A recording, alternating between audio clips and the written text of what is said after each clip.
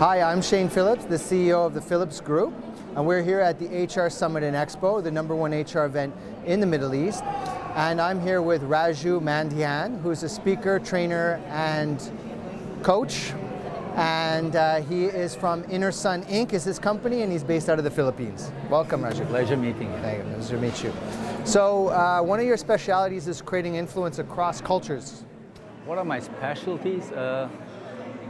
I teach communication, I teach creative thinking, and I help build leaders in companies and communities.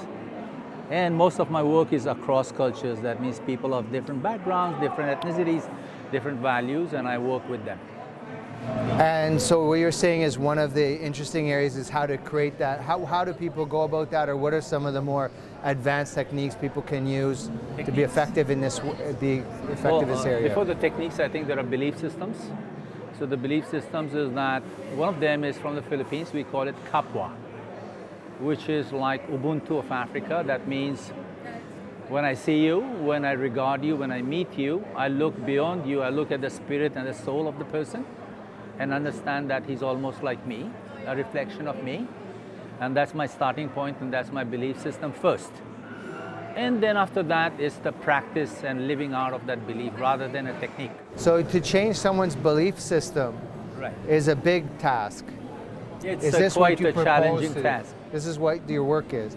So you go in an organization, and in order to change behavior, correct, you advise the leader to change the belief system of the group, which in fact is changing the identity of the group. I wouldn't advise them. I wouldn't advise them, but that would be my intention, that their beliefs get impacted. To completely turn around beliefs is a long process, but if they get impacted, if they get impressed, if there is a certain amount of influence that I can exercise in the interventions that we do, then yes. First the belief, then the attitude and behavior, and then of course the actions. So what are some of the approaches you use to change someone's belief system? Number one in every aspect of intervention is bringing self-awareness to what is. So sometimes you, say for example, whatever your worldview is, whatever your mental model is, and your mental model might be English or Irish or Australian, when you come from, to make you understand that that's how you're looking at the world, right? So my background is Indian, so I look at the world through an Indian lens. Now my background is Filipino, so I look at the world through Filipino lens. And just the first step is to make you aware how you're thinking.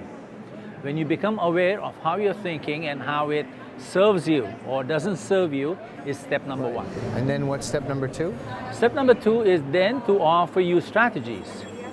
Like what is possible? Where are your strengths? What are your aspirations? What do you want to do with whatever your strengths are, right? I mean, there are biases, and there are biases which are positive. So how do you want to use them positively? Where do you want to go? Where do you want to bring your community, your audience, your direct reports, what you may have, your stakeholders? So getting that vision right. So finding out where you are to where you want to go in terms of crossing cultures. And then is there a third step, or? Well, the third step is of course repetition, practice, living them out loudly. And the fourth would be getting feedback and then coming back and reviewing those lessons. So under the core to your performance is belief and identity, and the expressions of one's identity in its purest form is really at the core of driving peak performance. That's correct, that's correct. So beliefs and identities are almost one, right? Whatever you believe is what you are.